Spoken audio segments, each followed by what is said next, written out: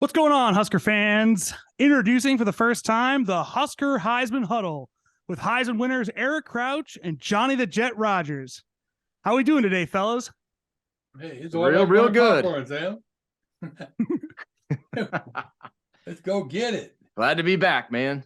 It's good to be talking football. I can't Spring wait. football's here. We're in it to win it this year. This is our big year. Trying It's to a make a comeback. big year. A big year.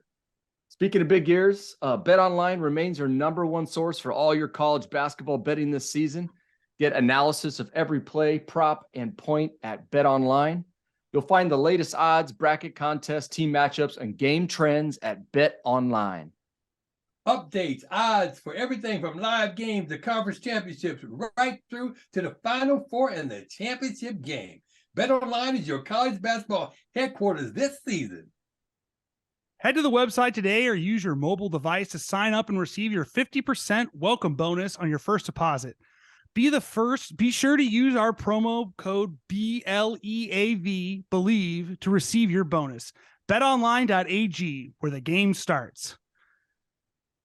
Well, guys, spring football has officially started today. We got to hear from Matt Rhule, and it's great. It's a great time of year to be a Husker fan. Every year, you have the disappointment of the regular football season, and you spend winter convincing yourself that the Kool-Aid's going to taste better this year, and it tastes really good, and we're going to be great. And everybody seems to be drinking the Rhule-aid right now. That's because we're undefeated. Undefeated. That's right. We haven't lost yet. We haven't lost yet. It's Not on yet. like butter popcorn, buddy. No, I'm excited. I just, I've just been thinking about football. Obviously, this time of year gets me thinking about it, but a lot of things are changing with the program. I think it starts right up with just being a disciplined coaching staff and a disciplined players and really just setting the tone early for how it's going to work out.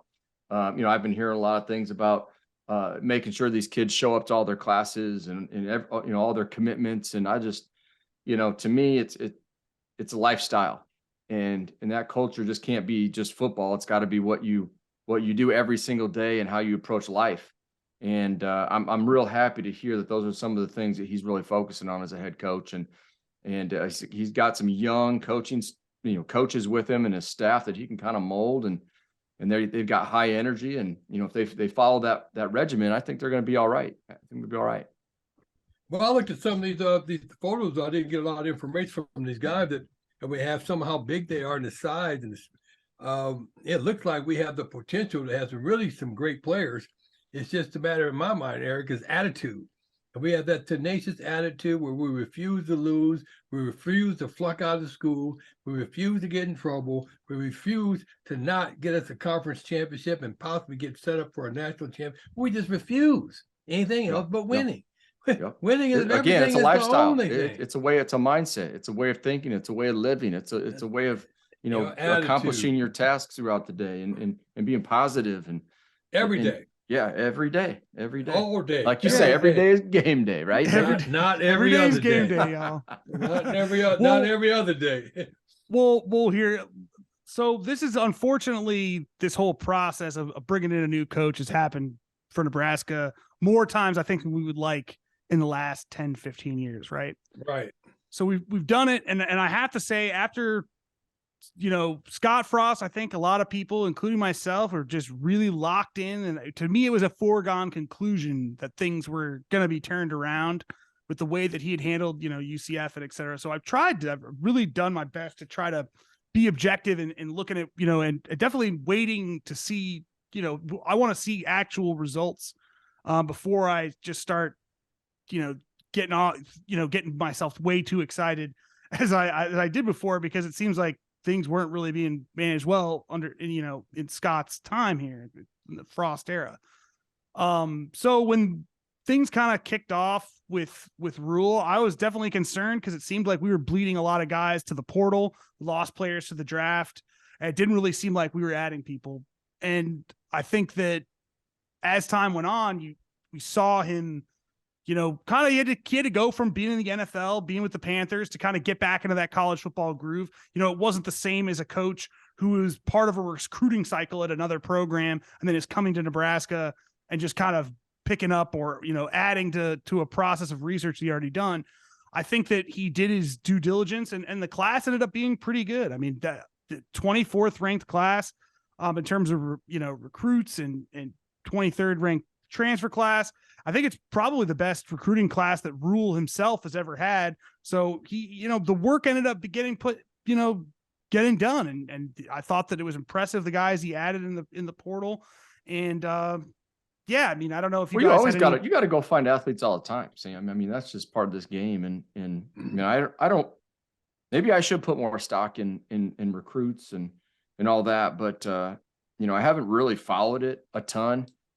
This year has made me follow it more than ever, just because I'm like, man, like what kind of players does this coach want to get? And, how is he going to be able to bring in a top dog player, a guy that's going to be able to contribute right away. And, I kind of come from the program and of, bringing in the right player with the right mindset and to see the right fit for the program. And what I mean by that is that bringing in a player to develop him, you see a lot of potential in him, but don't go out and get guys that have already peaked or that aren't going to be willing to learn and get better, because let's just face it, like, juniors, seniors in high school, like those guys aren't ready to perform at the level, college football playoffs. They're just not. So you got to be able to develop as a staff. And I think that's, what I'm really looking forward to is seeing if this coaching staff can really develop the players that we're getting here in Nebraska and make them better every year. That's what I'm looking for. Absolutely. I think the best thing that we've heard from Rhule in these first couple spring conferences is he talked about the players' coachability, and that it was kind of, I've been impressed with the things that I have been impressed with the things he said. The things about, he talked about, we've talked about character and getting the right kids and stuff, but then a lot of the things, I remember I think like last week, there was a interview with him, Tom Osborne and Trev Alberts. And he said, like, it's, I can say that all of that stuff as much as I want, but if my actions aren't showing that, then it doesn't really, it's not going to mean very much. And it's not going to mean very much to the players. Even just with being hesitant when he first got here, I think he's going out and getting the right players when he didn't just jump in and, sign up every 4-star that he could find that was still available, that hadn't committed to a school and try to recruit him. I mean, I think he spent time to do that. And he talked about the coachability of the players and exactly what he meant by that. That the one thing that stood out to him so far is that he felt like the players were coachable. And he explained that he was like, you got a new system coming in, defensively. He said, let's say you have, Luke Reimer's been an all Big Ten linebacker. And he goes, some kids kind of, you come in, you try to teach them something new. And it's like, it's hard to get them to, it's hard to get them to go from being a star at what they do know how to do and then try to teach them something new. And he goes, you're not getting that from any of these guys. So from the vast majority of them. And he said, the vast majority of the guys have been good in that way. And so that's positive. I think, everything seems to be going in the right direction. And he's definitely saying the right things and doing the right things. It was good to hear that some guys popping up that have been doing well. Like, it was great to hear Thomas Fiadone be, was a leader in whatever, he was a captain in whatever, game that they had going on. That is like, if you're on time to class, there's like teams and has to do about your accountability outside of the football field. You like to hear that stuff. You like to hear that he was like, yeah, we had guys that were starters, be captains, and then, they weren't as accountable as other guys. So, at the end of the day, you want to win. So guys were getting promoted. I like to hear all those things. Like that's all great stuff. But it's gonna, there's a lot of football work to be done, a lot of football, stuff to see. What are you guys kind of looking for, I guess, from this spring? What would you say you're looking for from spring football? Ultimately we're going to see the spring game. That'll be the most football we kind of get to see. What are you guys, although I know you guys just kind of said that you have an opportunity as former players to go to a practice. What are you looking for out of this, this spring? Well, what I heard him say that impressed me the most is that he emphasized is what's up front that counts.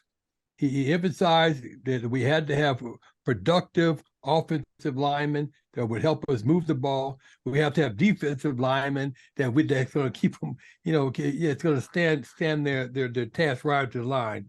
That is the truth. It doesn't make a difference how many offensive running backs you get and how fast they are if they really can't get started, because you got to get started. We need to be able to take slow guys and make them good, because we got a good offensive line. He also mentioned, I spoke to him when we first met about engaging with the former players and how important that is. And this week he sent out an email inviting all the former players down to meet and to get together so he could get to meet them, so we could interact a little bit more with the other players. Scott never had us down at all to do nothing, and all the time that he was down there. So I really appreciate him doing that. The one thing that I haven't really heard much about that I'm always stressed on is that I believe that football is offense, defense, and special teams, period. And I still don't see that much the emphasis putting on the special teams. And if we live out a third of the type of the game, we will not be able to pull it off in fourth quarter. Johnny, you got to get down there this week and show them how it's done on the special teams. You got to go catch some punts. It's that attitude. Well, like I said, it doesn't make any difference whether you're the punt returner or the offensive lineman that's got to get a big block. It's a big deal.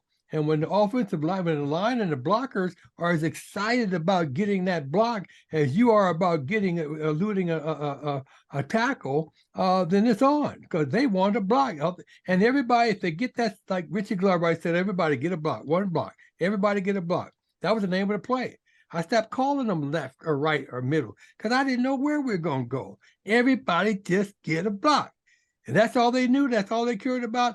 And I have film where I count out, Sam. I swear to God, film where I count out every block. 1, 2, 3, all the way down to 10, where everybody got a block. And that's what the attention is. Yeah, you're 100% right. Like it's gone on too long, and it's not just a question of, we learned last year that it's not just a question of having a guy who's fast back there. No, special teams is a detail-oriented team. Everybody's got one guy not doing it right is going to let it, the whole thing will completely fall apart. One guy. The details couldn't be more important. I mean, Trey Palmer was an elite punt returner. You didn't see him returning very many punts last year. So there's got to be a better emphasis put on that. And it's 1/3 of the game. Period. You can't treat it like it's a special team, like just get to it when we can. We don't have time to get to it, but we got too much more. We got to get to more in our offense, or we got to have the special defense going on. We got to put just as much time in as getting those guys coordinated of how to get that block and where they're supposed to be than we do everything else in the game. 100%. And special teams has always been like a big play opportunity. It's like, hey, let's score a touchdown right here. I mean, the offensive minds like yours and mine, Johnny. Get us in the position where we can. Yeah. We don't have to get it all at once. But if we can get it up 20, 30 yards, that's a hell of a lot closer than 30 yards away. Oh, it's huge. It makes a big difference. Yeah. I'd rather be starting at the 50 than at the 5. That's a big difference in a football game. Big difference. Yeah. You know how many times when you bring it damn near all the way back, you end up getting in. Oh, yeah. Oh, yeah, we end up getting in. If you cross midfield, we're getting it in. I mean, if somebody catches a 30-yard pass or breaks out a 30-yard run, the crowd's like, everybody's going nuts. Everybody's excited about that. It's not any different than I got a fair catch or I'm returning it 20 yards, 25 yards. That's the same. So what was your average, Johnny? Would your average like 20? Like, do you remember what your return average was on like punts? Because just to put in perspective for people, like, if you get a ball kicked to you on the goal line and you're, 30-yard average, that's going to put you 30. If you're receiving it at the 20 or 25 and you have a 30-yard average, you're crossing midfield. Yeah, that's right, Eric. I did know, Eric. I can't quite remember, and I hate to say it had to be over 20 though. I don't know what it was, but we didn't score every time by any means. Oh no, but we got yards every time, and we got closer all the time. Yeah. That's a lot better than fair catching and taking them on the 20. Oh sure. I mean, we're whenever we can start at midfield, we good.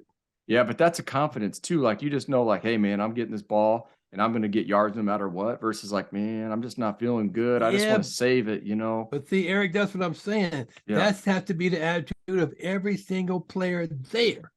And, every single player that's on the field.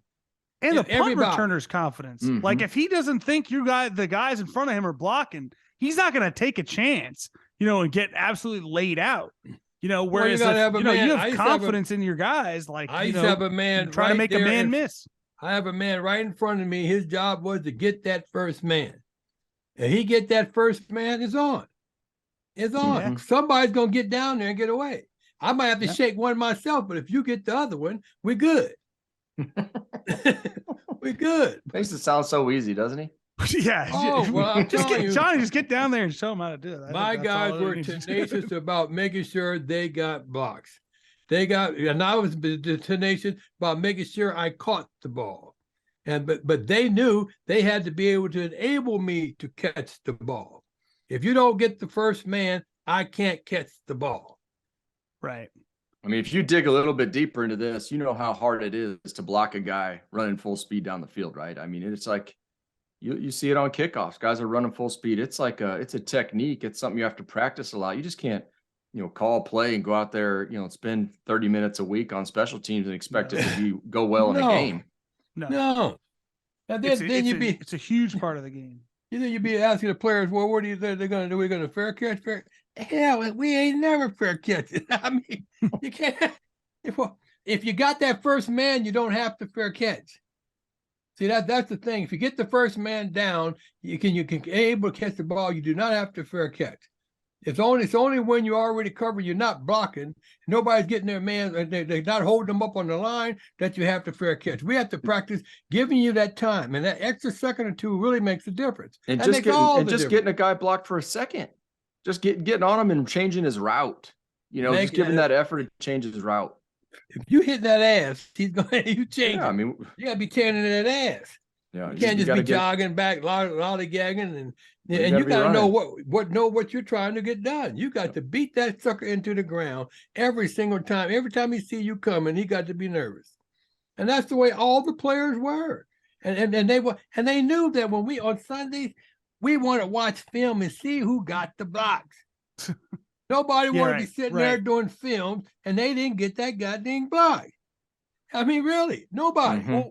And you know how loud we get in there? Ooh, ooh, ooh.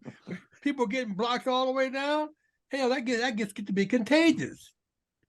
Well, accountability was kind of the message of Rhule's press conference on Monday, and so far, like, he's saying the right things, and the actions, like he said his thing, like, if I say the right things and my actions don't represent that, it's not going to mean very much. And so far, his actions have been like that. In fact, players not being accountable, pretty big deal. That Anthony Grant suspended, and Tommy Hill announced today that they're not going to be practicing with the team until just he is to get his academics in order. It wasn't representing this, wasn't up to the standards that they're having.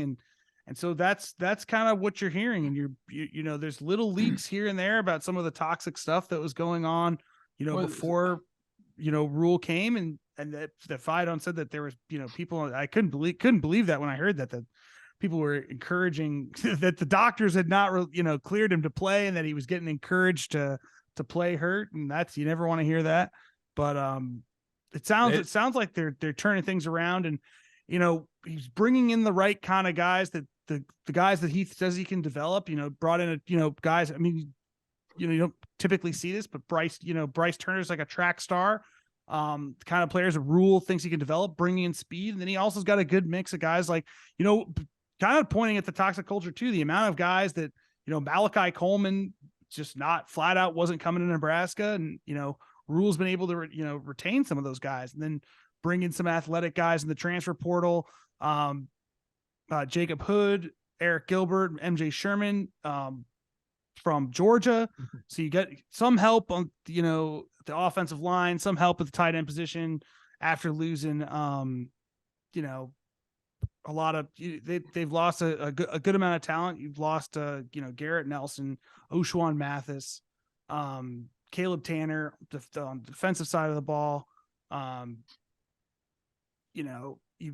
we've lost, offensive line just needs help in general. So, I don't know that a loss on the offensive line is really a loss, given how bad that unit was last year. But it was interesting that Donovan Raiola was kind of the main holdover from the last staff. What did you guys think of that? What do you think? It was good, though. I mean, shoot, this is first year, so he's in his second year, but he's got experience and he's smart, and I think he can relate to the players. And I think he wouldn't have kept him if he didn't think he was the right fit. So, he's a guy that's going to work hard. He's going to grind, and I know he's got a lot of upside, and he knows where he can take this. I mean, I'd love to be a line coach where the line's struggling or at the bottom, because all you really can do is build them back up. You can get better that way. So yeah, I mean, being a young coach and having that opportunity is a great opportunity for him. I think he's going to do awesome. Well, that's where the emphasis is, and that's where he wants the head coach wants it to be, and that's where it is. I mean, whether we want it or not, it doesn't make a difference how fast or quick or strong or the other players are if we don't have a line. Yeah, that's right. Period. I mean, and the line, it was nobody only going nowhere. Yeah, it was only interesting just given how much that unit struggled. But I think to Eric's point, that's a good point. It was year one, and I wonder, and I wonder if you guys thought this at all. I wonder how much a recruit who's the number one recruit in his class going into next year plays a quarterback position had to do with it. Talking about Dylan Raiola. Dylan Raiola I don't know. is I don't know that you nephew. keep a guy around with the hopes that you can get a player. I think there's a lot more to it than that. Although I guess I could be wrong. I just don't think that's the case. I think Donovan is a right fit. He's got a lot of history, and he played at Wisconsin, and they do it just like Nebraska did it. So he's got this aggressive mindset when it comes to an offensive lineman. I took snaps from him and his brother, so I know those guys pretty well. And I support Donovan a lot in this role. I think he's just going to do wonderful. And I'm just happy to watch him kind of blossom as a young coach and see what kind of effects he can have on that staff that's there. Yeah, and his players, of course, his players. I mean, you want them to. The one thing that I talked about was in player improvement. So, you bring a guy in, you bring a 4 or 5 star guy in or at the O-line position, and that makes it even harder to get guys to improve at that level. But you have to. I mean, that's the only way around it. You got to get guys that, like Johnny said, man, if these guys aren't together and they're not at least 2 or 3 deep, I mean, you got to build it, but we can't just have 5 guys that we think are going to do it. I mean, we had our second and third team guys that could go in there, and we didn't miss a beat. These guys were all ready to go. You can't treat a guy, oh, hey, these are my starters, but no, you got to treat them all the same because you need them all. Particularly there's going to be guys that win. There's going to be guys that win, but you're going to want as an offensive line coach, you're going to want a minimum of 2 deep that you feel real comfortable with, because you're going to want to rotate and be healthy. That's the only way, especially in the Big Ten. 2 deep is good. 2 deep is good. You got to be really solid. Like I said, Monty Johnson and John Dutton, they both were all pros in the NFL for I don't know how many years they were. They were second team on our team. Yeah. They were second team. It's amazing. They didn't get in hard, but when they came in, we didn't miss a beat, and they went on. Those are the type of people you got to have, and it's the attitude. And that you can be replaced at any time. They can't wait to get in. Well, yeah, and though I say that about Donovan, I kind of pose that question because I know a lot of people are thinking it. Rhule's comment about retaining Donovan was kind of exactly what Eric said, that he goes, of the coaches that he wanted to talk to the players, of all the coaches, he said that every offensive lineman said, Donovan Raiola was the reason they wanted to stay here. They take a bullet for Donovan. Like they loved him, and everybody at Notre Dame and at the Chicago Bears that have ever worked with him say he's great. So it's just, it's an interesting, some degree it's an interesting coincidence, but the guy that has comes unbelievably well recommended, and it last year was his first year, and it's obviously a very bizarre year, right? Like, you come in, not only does Frost end up leaving a few games into the season, but you had pretty much, including the offensive line position, the whole offensive staff is new and trying to gel together. And that kind of gets flipped on its head when, Scott Frost, his offensive minded coach, leaves a few games in. So the best, we all are hoping for the best out of that situation, but definitely something to watch, because that has to, that's definitely, of all the positions, it was interesting because of all the position groups that we have, there was no question that one has to improve the most. The defensive line too. Yeah. I mean, defensive line, I think had a better chance. I mean, defensive line, at least, it held Iowa in those games or whatever. In that game we won against Iowa, I remember, it was Casey Thompson saying, like, it was just like, we need to keep throwing the ball if we're going to move it. Like, at some point we were kind of just waiting for the game to be over, because you just know that we can't run it at all. And like, even though, so that's got to improve, tremendously in order for us to be successful. And to your point, Johnny, schemes too, Sam. I mean, the schemes on that, it may not just be. That's true. That's from the outside looking in, what we weren't really, I didn't see too many different run approaches, No, that's right. So it probably gets pretty easy to tee off on a team that only has, a few run concepts. Right. And I don't know. I'm thinking that you got to be a little bit more dynamic, and you got to have a few different looks and a few different ways of attacking certain defenses. And then you got to be smart at the line and getting in and out of the right plays. They give the QB any, leniency to call that play at the line, or, how they look to the side and make changes quick. But like, definitely. I didn't realize it was our team. And, we were one of the first teams to use audibles. I had no idea about that then. It just came natural. They just said, "Hell, we audible, and we got to the line, and we could call the plays at the line and go down. We didn't need the huddle. That's what they're doing now. Yeah. We were doing that then." Yeah. Well, to your point, Eric, too, Rhule made a good point about this early on about being hired, that, like, first off, he was saying, I think that we have a good offensive line room that those guys can block. I know that things didn't work out the way that we, didn't look great, or the way that we would want it to look going forward, but the kids themselves are good. And he goes, he was saying at Temple that he made his offensive coordinator coach offensive line. He goes, because he thought that a lot of things, he didn't want to go too much into it, but effectively he was trying to say that he thought that the way that plays were called last year kind of left the offensive line out to dry. Because if you're going to call pass plays over and over and over again, and then try to just mix in a run, he goes, you block those things completely differently, and it's impossible for the line to get into a rhythm. And it just seems like that obviously with Mark Whipple as the offensive coordinator, that there was a stress on throwing the ball. So that, I think the scheme definitely had a lot to do with the struggles they had. And it's great to hear that we're going to be doing different, because I think Rhule said during the press conference that he, the goal is that we need to be able to run the ball 75 yards in the fourth quarter. So that's what you want to hear. And so that, I hope all those things end up coming to pass. But as Johnny mentioned, there's also the defensive line. What do we think about Tony White from Syracuse? And everybody's going to be talking about this, that, you're playing in the Big Ten, and they're bringing in a 3-3-5 defense and what that fit's going to look like in stopping the run, because just, right off the bat, seems a little bit like it might be difficult. I don't know how well I think people have questioned how well that scheme will fit in this conference. Do you guys have any thoughts on that? I don't know. Yeah, I think we have to be disguising our looks. That we can't be predictable, and we got to be in and out. We got to use a little bit of everything. And that means we got to use different players for a different time. We can't get locked in to the players at one position being able to do one thing.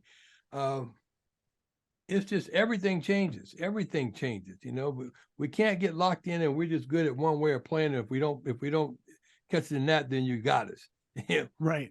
We got to have players that can make those adjustments too. And again, they all can play. You know how sometimes you say players are uncomfortable when they have to play another position? We all have to play different positions at different times. I mean, I played 4 or 5 of them at different positions. I mean, they can play 1 or 2 of them at different times until we can up our looks. Because we got to be creative, but we might have to come up with things that ain't nobody done yet to start.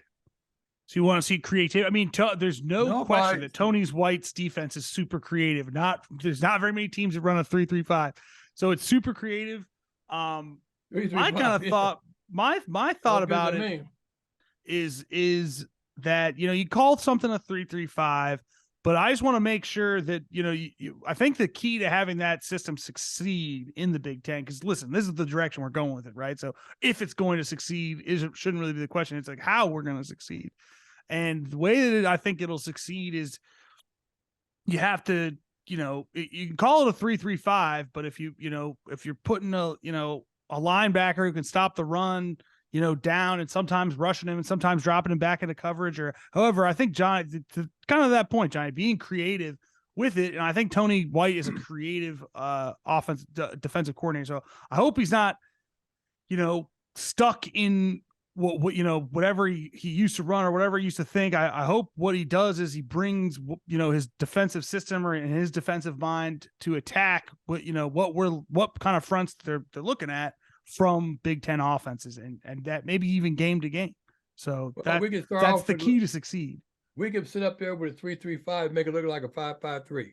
Exactly. That's exactly what I mean. Like, if you make it look like you could be a 3-3-5, but you have guys that, like, you know, and Nebraska's done that in the past, you know, like guys like JoJo Doman and stuff that can play the linebacker position, that play the safety position. And if you're moving those guys around, you can run whatever kind of defense you want. But I think it comes down to football IQ too. I mean, that's, you know, it's all knowing your assignment and talking and communicating. So I appreciate and making adjustments. Yeah, and making adjustments. I don't really care what the number is. We could run whatever you want, but whatever you want. I appreciate that he's doing something he believes in, right?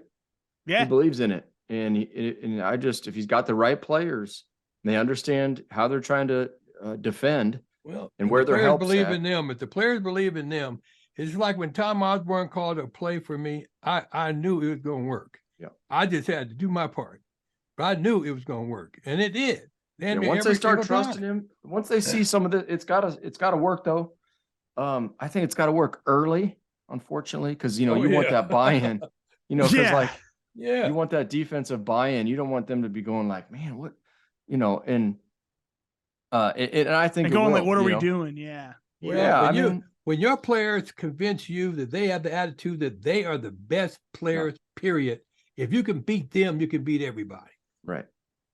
And that's the way you have to look at it. If you can beat our players, because our players are some of the best players around, it's like when I was playing, then we can beat anybody. And you don't worry about what the other people got. I didn't worry about who they were. Whoever showed up just got it. Listen, obviously Syracuse gets it. Obviously, Syracuse is in a different conference, but no question they were successcul. You know, but you think Syracuse could recruit better than Nebraska? I mean, I think Nebraska's got the better, like the upper hand. We got better players. Facility, the coaching staff right now, like where we're going. I just think that they're going to get some guys here. It's going to, you know, I don't want to start getting into how long it's going to take it to happen, because I think it's going to happen personally faster than. I hope it's happened I'm already. holding a high standard right now. You know, I'm not saying I'm just going to go, oh man, I've lost all hope, and I think it's got to turn around this year. I think it's got to. I mean, he was brought here for a reason. Yeah. I'm not trying to give him no 3 years. No, we are definitely tired of watching this. Yeah. I mean, I think that he should know the I mean, he knows the pressure's on him too, but I think he loves, I think that's what I think he likes that pressure. And when I say I'm talking about Coach Rhule. I think he likes that pressure. I mean, I think, listen, it's unfortunate the way that Mickey's time here kind of ended, but like, there's no question that what was shown during the games that he coached, that there are players here. There's talent. Rhule talks about that all the time. They were in the games, every game that he coached, they were in, and you know, they won games. They beat Iowa for the first time in you know, in more than half a decade. So the guys are here. I mean, some of those guys have left, but like they're obviously, if you coach them right, they're, it's not a question of like, oh, well, we have nothing to, the cupboard's bare and we have no ability to, there's no ability to coach this team. Obviously things weren't, going right. And Mickey showed that even mid-season that you could kind of turn the boat around. And so Rhule's got this opportunity. He seems really excited to continue, but that's what we need to see, I think, to continue that momentum, because there was momentum, in beating Iowa, something that we hadn't done. That momentum has to continue. It can't be, well, now we have a new defensive system and a new coach. And I mean, those players definitely learned a new defensive system middle of the season last year. And so we're able to figure it out and turn it around and beat a team that was trying to win to go to the Big Ten championship. So there's really no reason that, whatever we decide to, however we decide to approach defense, offense, offensive line, and special teams, everything they do this year, it should be to try to win. I completely agree. Oh, so shit, yeah. Continue the momentum that has already been started. I felt like that happened last year, that they won that game, and then you announced the Rhule hiring the next day, and it kind of was just like, oh well, we forgot about that. Like everybody's focused on the new news, but it was just like, no, like this team turned last season around and accomplished something that they hadn't accomplished in many, many years. And it needs to continue. There's a new coach here. Sure. We want to see it continuing to move in that direction. So that's what we want to be looking to see. Well, we were hopeful about that. And we knew that Mickey, we thought he was going to be maybe the assistant head coach. And so what he was establishing, he was going to be able to support. So we had a little bit more stability then than we have now. But this still allows Rhule to come up with more creativity.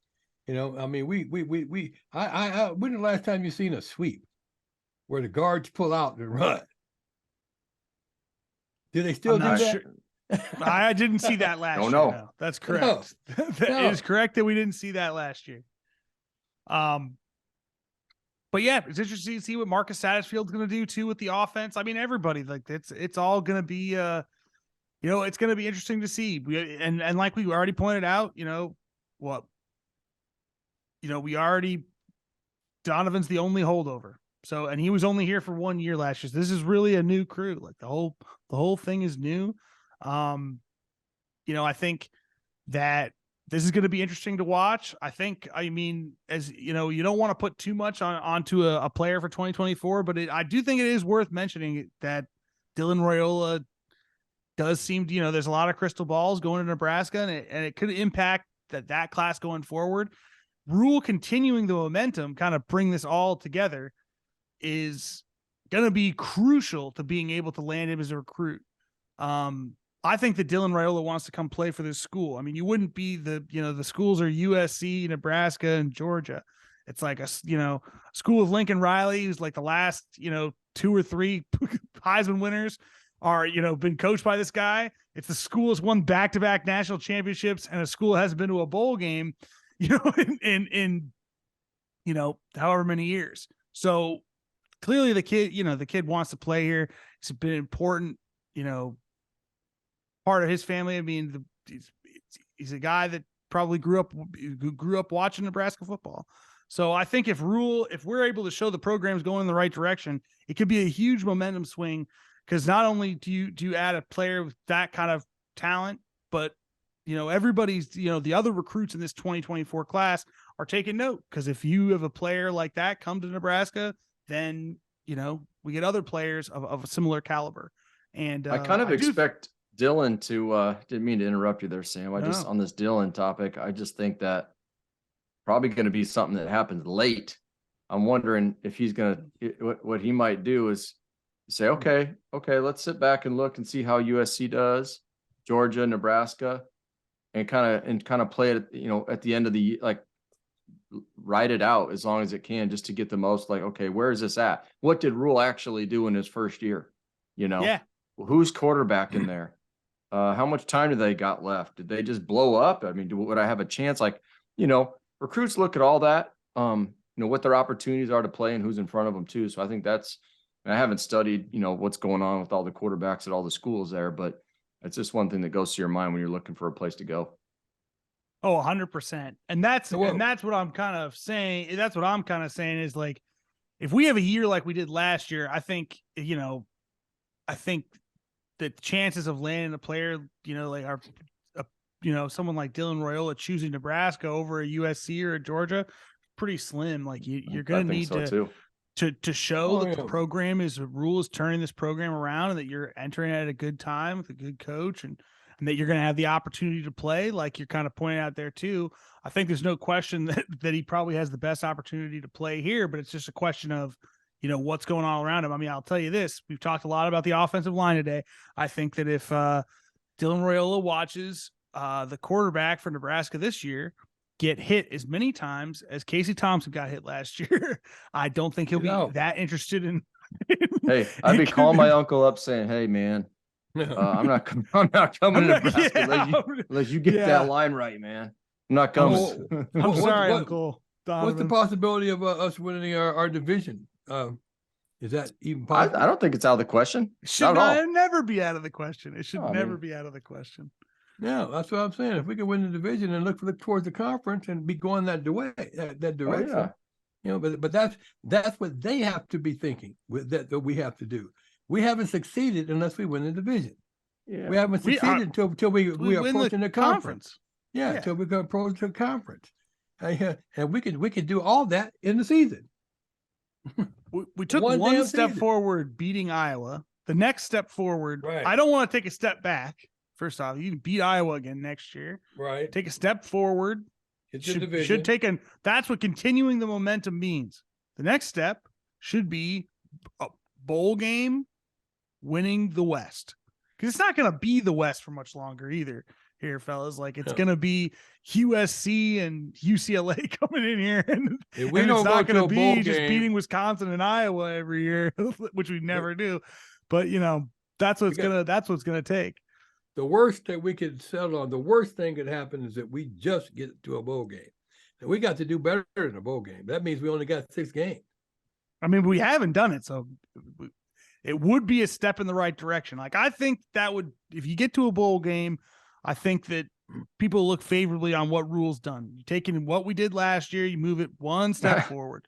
Hey, let's just look at this right here. I just pulled this up. So last year, the West, Purdue won the West, and they were 6-3 in the conference. 6-3, but 8-6 overall. So I think you gotta, if you're going to be up there winning your not conference, but winning your division, is what I meant to say. Yeah, winning your division. Yeah. You're gonna have to be in that 8 wins. Yeah. I mean, Iowa won 8, Illinois won 8, Minnesota won 9. I mean, those were the top 4 teams right there in the West for the Big Ten. So.